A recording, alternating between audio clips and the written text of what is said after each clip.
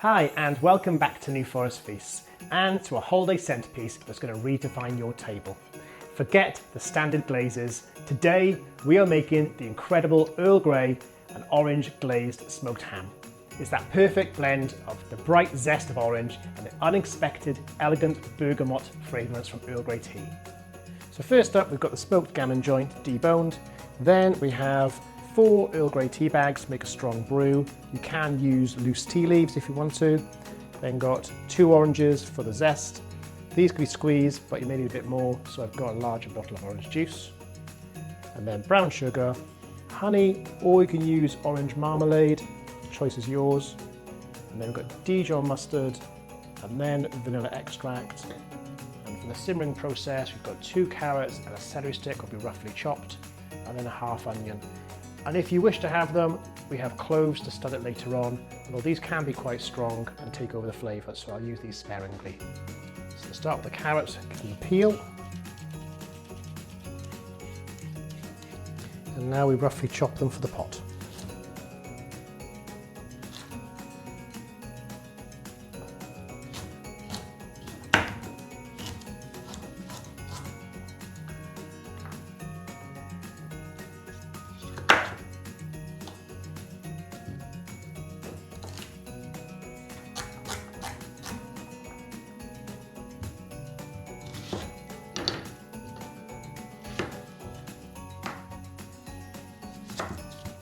So now we have all the vegetables chopped, it's time to get the smoked ham into the pot. So first get a few pieces of the veg at the bottom, that's to stop the ham from burning. And as you can see, it's a bit of a tight squeeze. In goes the onions and the rest of the veg. So at this stage you tend to add peppercorns, maybe some cloves and aromatics like bay leaves, rosemary and thyme. But as we're working with quite delicate flavours from the Earl Grey tea and also oranges, I didn't want to taint those flavours, so we're going to leave it at this as a bit of an experiment and see if the bergamot and the oranges and the zest can all come through into it. Right, so next we're going to cover this with water, just enough to cover the meat, then we're going to bring it to the boil. Once it boils, pop a lid on, reduce the heat down to a simmer. So we're going to add just enough water to cover this. Bring it to the boil. Once we have that boil, going to reduce the heat down to a simmer, pop a lid on top and simmer it for 1 hour and 15 minutes. Once that's been achieved, we take it off the heat and leave it sit in the water for about 30 minutes. So I've got a boil, just reducing the heat. This is a rather overloaded pan, but before we get the lid on, just going to take away some of this foam which we discard. So we're 1 hour and 15 minutes on. The ham has been cooked. I've taken it off the heat, left the lid on there, and just going to leave it in its own water just to keep on cooking through. In the meantime, I'm going to get 250 millilitres of water, boiling, and brew 4 Earl Grey tea bags. And it's going to be 250 millilitres. Okay, so while that's brewing, I'm going to work on the rest. It's got 180 grams of sugar in the pan.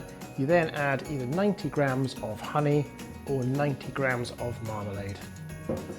I think for the orange flavour, I'm going to go with marmalade. We're then going to add 1 tablespoon of whole grain mustard, 1 teaspoon of vanilla extract, half a teaspoon of ground nutmeg, and the zest of 2 oranges,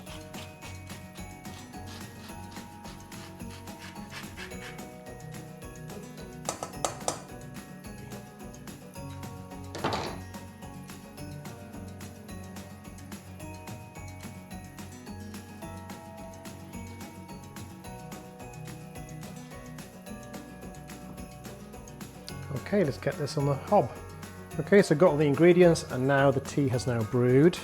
So that goes in too.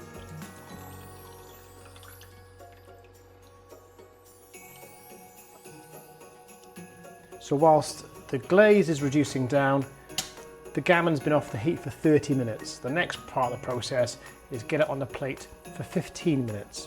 We can leave it there cool and we'll come back to it shortly. Okay, so the ham is out, it's cooling on the plate. In the meantime, I'm going to get the oven on for 180 degrees Celsius for a fan or 200 Celsius without a fan. So So just preparing the tray for it, so get a bit of foil in there. Just helps with cleanup later on and to contain all the juices in there. Wonderful. Next up is the gammon. So this string has to come off.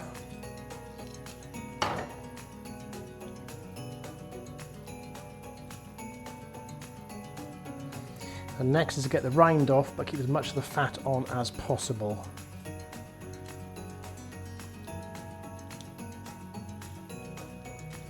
So once you've just started slicing, it should just peel away. There you are, that's done perfect. And there we have it. Just get that into the tray. Now with the rind gone, we have the fat left. Now we just gently score the fat in that diamond pattern. So with this one, I'm just going to add a few of the cloves into the top section, just for the Christmas classic look. That way the flavour profile is not going to dominate too much, and that bergamot and the Earl Grey flavours and the orange can all come through. And the glaze is fresh off the hob, so extremely hot.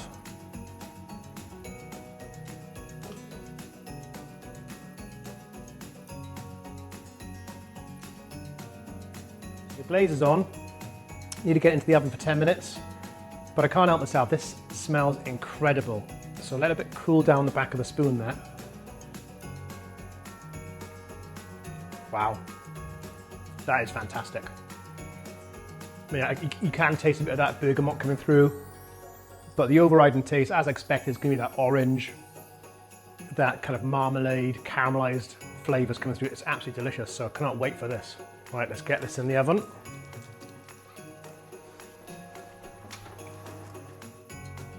All reglazed and back in the oven for about 10 to 15 minutes.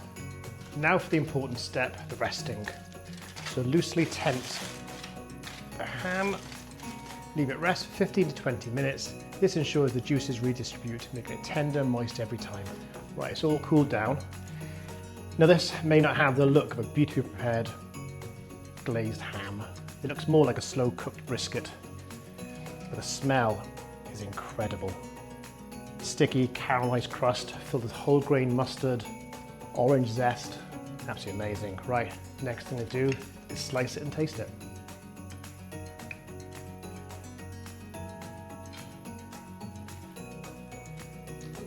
Now that's next level.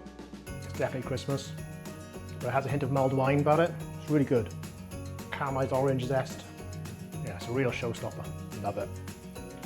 Right, catch you next time.